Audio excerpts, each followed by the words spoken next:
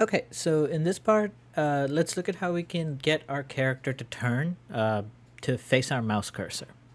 If you remember when we set up our input mapping context, I didn't put the mouse cursor under the aim area because it's not going to give us the type of value that we want. It's the this part will only give us the delta of the mouse, so like how much the mouse has moved every frame, and that was good for our single player, or I'm sorry, our first person game, because we weren't making the character face anything. We were just adding rotation to it. So we wanted to add how much ever we rotated the mouse. That same logic isn't going to quite work here. What we want, and if I could open up my sheet again, is we have our character, and what we want is for our character, if this is our cursor, we want our character's rotation. We want our character to be facing this cursor. If we moved our cursor somewhere else, we want our character to be facing that. So wherever we put our mouse cursor, we need our character to look in that direction. So now a problem arises. If we think about our game world, the actual world that the player inhabits, it's in 3D. Our mouse cursor, however, only exists... That's a terrible mouse cursor. Our mouse cursor only exists in 2D. So we need some way to convert this mouse position, which we call screen position,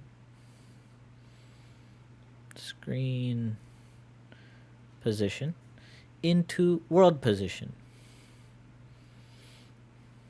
So our mouse and our game world don't really exist on the same plane.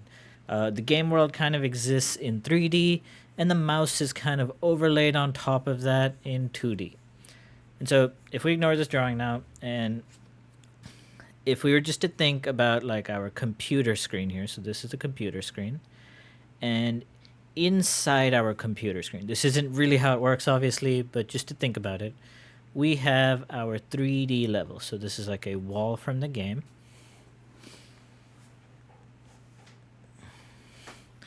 And somewhere on the top of our screen, like the 2D area, we have our mouse cursor. What we really want to do is somehow convert this into something in our world space. And the easiest way to do that is using a line trace or a raycast. All a raycast does is it's going to shoot out an imaginary line from the tip of our mouse cursor in 2D down into the Unreal world, and wherever it hits, it's going to give us our location there. And then we can use this because if we have our character for here, for example, wherever this mouse cursor hits, we want our character to face that direction. If we move our mouse down here and we cast it straight down, you can see our character will have to turn. It's a little hard to imagine, and I'm not very good at drawing, so it's probably not the best representation, but I just want you to understand the main concept, that is our mouse cursor exists in this 2D plane that's called screen space, and we're going to cast a ray straight down into our world, and it's going to hit something, and that's going to give us a location. We can use that location and tell Unreal to make our character face in that location, or in that direction. So let's get that set up. For this, we are going to use our event tick.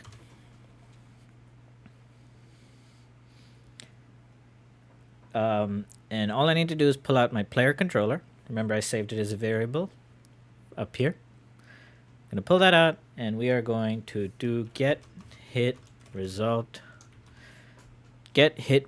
under cursor by channel. So just like I mentioned, we're going to cast a ray, and it's going to tell us where it hit. That is what this is going to do. It's going to do hit result by channel. We'll take a look at this concept of channels in a little bit, but let's just get this working real quick. So I'm going to add a branch node, and only if we hit something, so only if this return value is true, do we want to continue running, because if we run when this hit result is false, that means there is no data in this hit result, and if we try and use a data that doesn't exist, we're just going to get a crazy amount of errors. So we only want to do this if it's true. And what we want to do, well, we want to set our actor's rotation.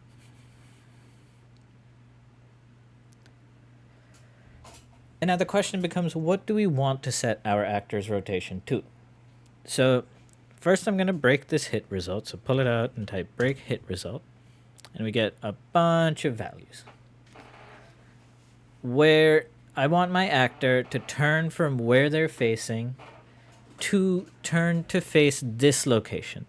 And we can do that using a node called find look at rotation. So just real quick to explain this node. If we have an actor that's here, and imagine they're facing, I don't know, doesn't matter, but they're facing somewhere, and we have an object. Find look at rotation takes two positions. So we pass it one position, which would be our position of our player, and the other, the object we wanted to look at. And all find look at rotation is going to give us is what rotation does our character need to be at in order to be facing this object. So even if our character moves here and we give it the start point and the end point, it'll give us this rotation. So no matter where we move our character, it's going to, the find look at rotation node is going to output a rotator, which are these arrows here, which is the rotation our character needs to be at to face that object. In this case, the object that we want to be facing is just going to be our cursor's position. Well, really it's going to be the raycasted position that our cursor outputs. The most common use for find look at rotation apart from this is in games where you have a turret that faces you. Well, you would just have the turret as the start position, the player as the end position, and that's the rotation the turret needs to be at is the output of find look at rotation. Okay, so let us actually use this node. So like I said, we want to get the player location, get actor location, and that is going to be our start, but I don't want to consider the z-axis, which is the up and down axis. So, I didn't mean to set that as a variable. So instead, I'm just going to use the x and y, and we can leave the z alone for now. Next, I'm going to pull out the location. This is where our mouse cursor hit. We are given a value to the location for that. So this is going to be the end point. This is going to be the target that we want the rotation to be at. And the reason I split it is just so I can put the z value of this into here. That way our current location, or our start location and our end locations share the same z value, so our character is not going to tilt up and down. They're just going to rotate on, the floor axis. They're going to rotate, well, really, they're going to be rotating on the z-axis, but they're not going to be rotating up and down, basically. They're just going to be rotating in circles, which is exactly what we want. And I could just plug this into here, and if everything is correct, we should see this working. So let's go to our level, hit play, and oh my lord. Okay, so one quick problem here is that our camera is moving with our player. We don't want this. It's a very easy fix for this. We just go to the spring arm, and under camera settings where we have inherit, pitch, yaw, and roll, the turning we're doing is yawing the camera. So let's just remove the inherit yaw, and that should fix that. So now our camera follows the mouse. The other issue here is we need our cursor to be visible because we need to be able to see where our mouse is. Otherwise, it's invisible here, so it's hard to tell exactly where we're aiming. That's also a simple fix. In begin play, I'm just going to grab my pair controller and say set cursor. Yeah. And then there's set show mouse cursor. So just make sure that is checked. Compile it. And when we play it, there you go. Our character rotates, they follow the mouse. If we were to move around, everything works just fine. We can make this a little nicer. Right now, we are just setting the rotation directly, so it's going to be snapping towards it. Maybe we don't want that. Maybe we want to give the player a little bit of rotational speed, like, lag, so that they can't immediately snap aim from one to the other. Again, this comes down to how you want your game to feel, but let's just add that in. So we're going to use an interp node.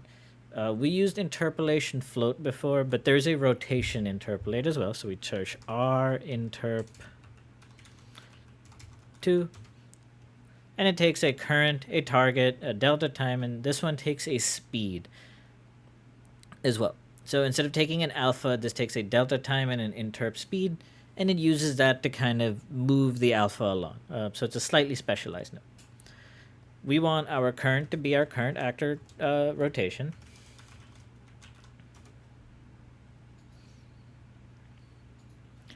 The target to be this new rotation, and we are going to set the actor rotation to that. So for delta time, we could use this delta seconds here. We could drag it all the way, or we could just type get world delta seconds, and it's the exact same thing. It just makes this look a little less messy rather than having a line coming around. And for the interpolation speed, if we set it to 0, it's basically just going to snap the target as was before, and the higher we set the speed, the faster the interpolation is going to be. So I'm not too sure what a good speed is going to be. I'm just going to give it a speed of 50 and give that a shot.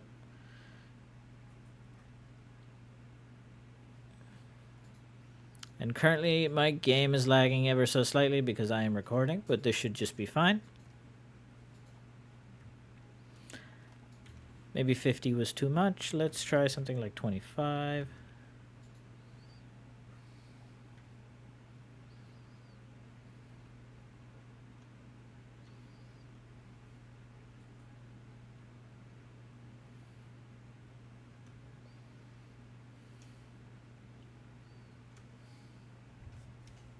And okay, I think 25 looks good. One thing that you might notice when I hit play is our character's kind of snapping all over the place. Again, that's another simple fix. All we had forgotten to do was under our TwinStick shooter character itself, under pawn, there is a node that's checked called use controller rotation yaw. We don't want that. And there you go. Now it's not snapping. And when I move my mouse across the screen, you can see it takes my character a little second to look there.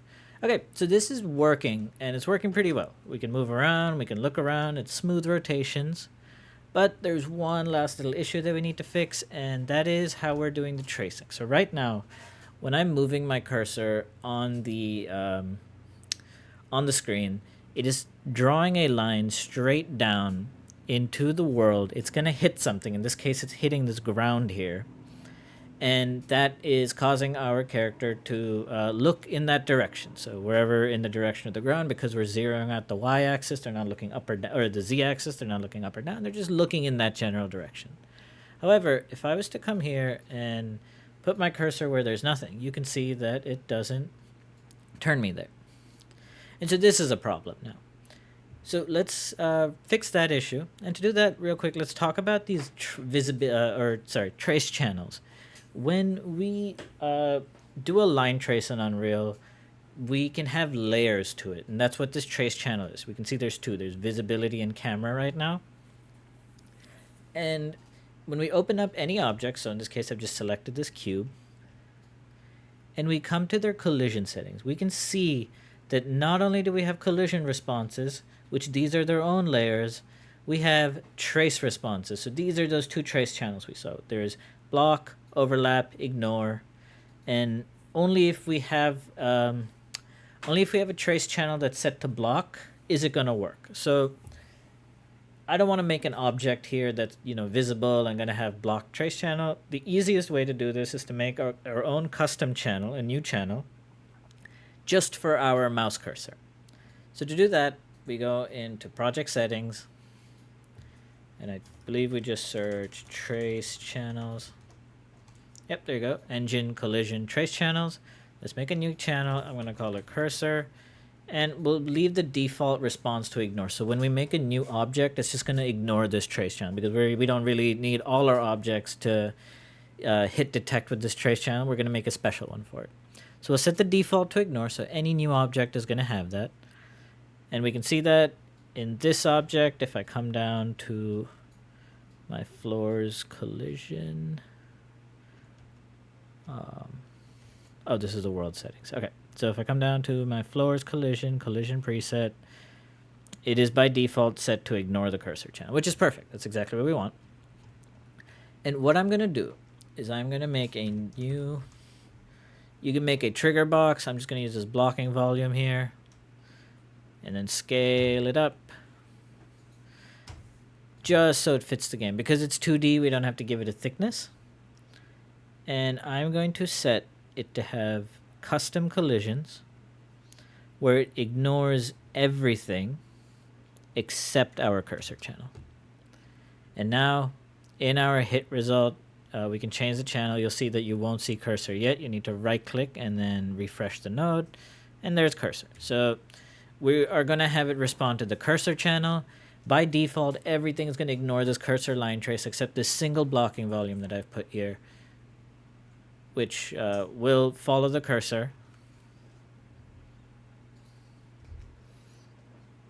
It should work. It's not working. I think the reason is when we select our blocking volume, where it says collision enabled, currently there's no collision enabled. We can change that to query only, which is any type of collision but not physics. So hit line traces and overlap events. And we want a line trace. So this should work now. Great. This works. And now if I move all the way to the corner. Okay, that works as expected. Perfect. Okay, so that was how we set up a controller, or our TwinStick controller, to respond to the mouse. This works perfectly fine. Now we can, we have our character basically finished in the sense of it is functional with moving and it is functional with looking. In the next video, we are going to set up the same look controls, but we're just going to do it for a controller. So we're not going to set up our project in such a way where if I was to use a controller, it would automatically detect it and switch its type of controls. I'm just going to make it so it works with a controller and it works with a keyboard and mouse separately. And you guys can decide how you want to approach your project, because I think twin-stick shooters largely could work very well with both. So I want to give you the options for that. But anyway, that was how we make the controller look, or how we make our controller look around using the mouse. Thank you for watching.